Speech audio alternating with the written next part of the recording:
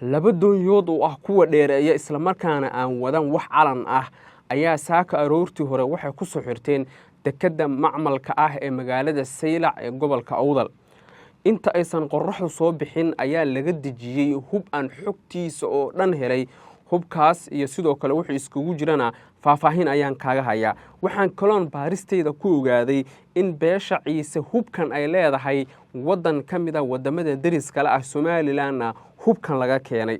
Haddaba waa halka la geeyay hubkan muxuu iskugu jiraa, yaa si gaara u soo gatay, muxuu ka goyn karaa xiisadii u dhaxaysay beelaha Samaroon iyo sidoo kale Gudubirse, waa Samaroon iyo sidoo kale Ciise aan dhahe. Haddaba faahfaahinta su'aalahaas iyo jawaabahooda oo dhan ayaan kuu soo gudbin doonaa ee soo dhawow. Laba doonyood oo aan wadan wax calan ah iyo wax aqoonsi ah ayaa saaka aroortii hore waxay ku soo xirteen deked macmal ah oo ku taala magaalada Saylac ee Somaliland. Xilliga aysan qorraxdu soo bixin ayaa si qarsoodi ah hub looga dejiyay. Hubkaasna waxaa la geeyay bannaanka tuulada Ceelgaal oo u dhow magaalada Saylac.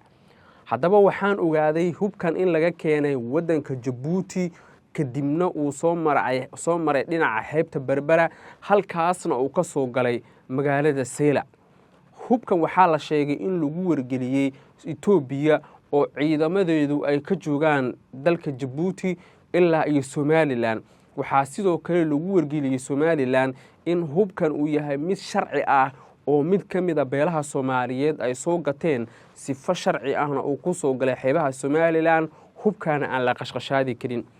Labada doonyood mid ka mid ah waxaa la sheegay dhinaca bidix in uu kaga dhigan yahay calanka Djibouti, laakiin si fiican aana loo arkayn, halka doonida kale la sheegay inaysan wax calan ah iyo wax aqoonsi ah toona wadan.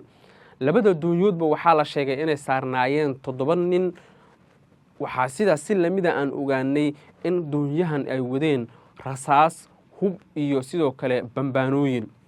Qoriga la yiraahdo Chantachiikuwe oo ku dhawaa 5 xabba ah, qoriga la yiraahdo baasuukaha oo 77 xabba ah, baastaalada la yiraahdo Belgiumka oo 45 xabba ah, bambaanooyinka gacmaha laga tuuro oo 57 xabba ah, qoriga la yiraahdo AK47 oo 113 xabba ah, qoriga la yiraahdo shanshuutarka oo 77 xabba ah, iyo sidoo kale qoryo kale ayaa la sheegay inay sideen labada doonyood.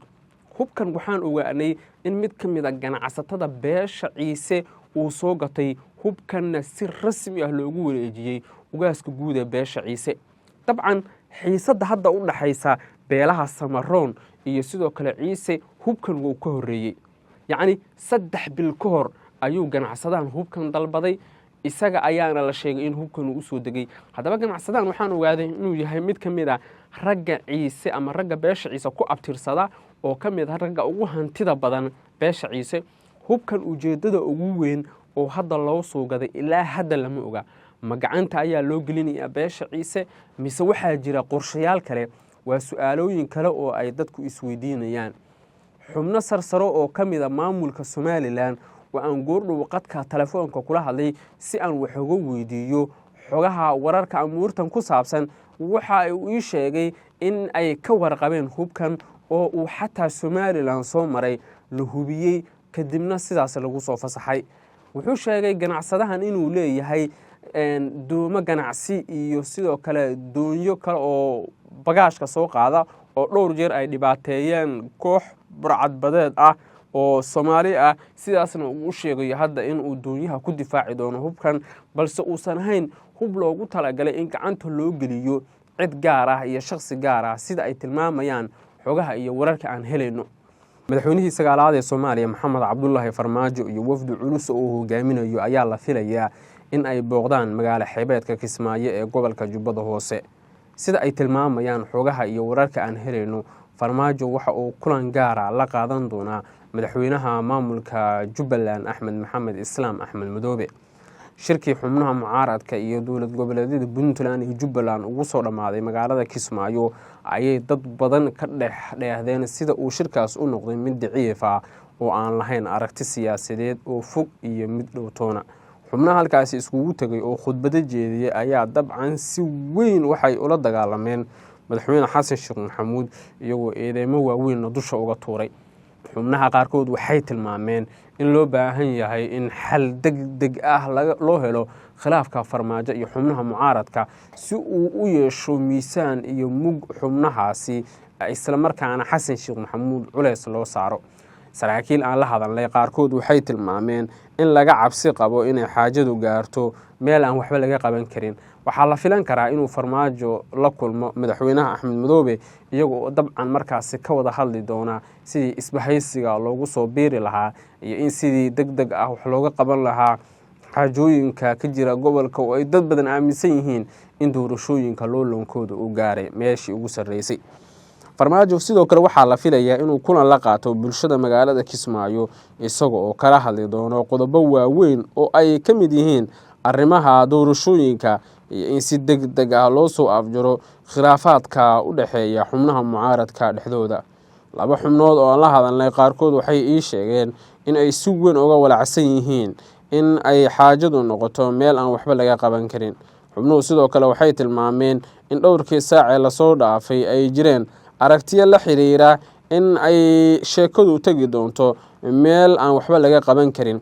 waxaa sidaasi lamid ah toddobaadkii lasoo dhaafay si weyn loo dareemay cabsida la xiriirta in ay jiraan aragtiyo la xiriira in madaxweynaha maamulka Jubbaland uu dabcan xaaladda faragelin doono isaga oo markaasi kala hadli doona madaxweynaha madaxweynaha sagaalada Soomaaliya farmaajo in xaaladda hoos loo dhigo. qodobadeena kalena xiisad ayaa laga soo warinayaa duleedka magaalada Saylac. waxay wararka iyo macluumaadku tilmaamayaan in xiisadu ay u dhaxayso ciidanka beesha Ciise iyo kuwa Samaroon. ciidankii beesha Ciise ee ku sugnaa tuulada Ceelgaal ayaa la soo warinayaa inay heegan buuxa galeen. xogaha iyo wararka la helayaa waxay tilmaamayaan in laga cabsi qabo in isku dhacyo waaweyn oo dhanka ciidamada halkaasi ay ka dhashaan. saraakiil aan la hadalnay qaarkood waxay tilmaameen in laga cabsi qabo in xaajadu ay faraha ka baxdo iyadoo oo marka ka dambeysa beelaha Ciisaha iyo Samaroonku ay isku habarwacanayaan. tusaale yar aan ku siiyo guutada 6aad ee ciidanka beesha Samaroon ayaa xalay xili dambe ka ruqansaday banaanka magaalada Boorama iyagoo sheegay inay weerarayaan tuulada Ceelgaal. haddii taas ay dhacdo waa dagaal weyn oo dhex maray dhinacyada oo aan la ogeyn xaajadiisu halka ay ku dambeyn doonto. saraakiil sarsare waxay tilmaameen in xaajadan oo kale haddii aan si degdeg ah xal loo helin ay aragtidu isbedeli doonto oo dagaalku uu ka weynaan karo sida hadda la aaminsan yahay. dad badan waxay aaminsan yihiin in dagaalka hadda xiisada u dhaxaysa Ciisaha iyo Samaroonka la soo gabagabeyn karo laakiin ay tahay Somaliland inay tallaabooyin dheeraad ah qaadaan si xiisadaasi loo soo afjaro. tallaabooyinkaasi ayay dad badan aaminsan yihiin inay ugu horeyso in loo yeero ugaaska guud ee beesha Ciise iyo suldaanka guud ee beesha Samaroon wada hadal iyo wada xaajoodna xaaladda lagu dhameeyo. qodobkeena ugu dambeeyana madaxweyne ku-xigeenka maamulka Waqooyi Bari Abwaan Cabdirashiid Jibriil Xaad ayaa la soo warinayaa in uu qaaday tallaabooyin iyo abaabul ciidan oo ka dhan ah Somaliland. taliska Gooja Cade ayuu ugu tagay boqolaal ciidamo ah oo tababar halkaasi ugu socday isagoo sheegay in ay diyaar noqdaan oo ay difaacaan qabashada Ceergaabo. wararka iyo macluumaadku waxay tilmaamayaan in galka dagaalka Ceergaabo gacanta loo geliyay Abwaan Cabdirashiid Jibriil. waxa ay wararku tilmaamayaan in ninkan uu ka soo jeedo magaalada Ceergaabo oo uu garanayo sida loola macaamilo ciidanka Somaliland loona soo jiito ciidanka beesha Warsangeli ee ku sugan gudaha magaalada Ceergaabo. saraakiil aan la hadalnay qaarkood waxay tilmaameen in xaaladan ay faraha ka bixi karto haddaan xal degdeg ah la helin. Abwaan Cabdirashiid Jibriil dhowr jeer ayuu fagaarayaal ka hadlay wuxuuna sheegay in Ceergaabo aan lagu wada sugnaan doonin taas oo keentay in feejignaantu ay gaarto halkii ugu sarreysay lagana cabsi qabo isku dhacyo ciidamo ah oo aan la ogeyn xaaladooda halkay ku biyo shuban doonto.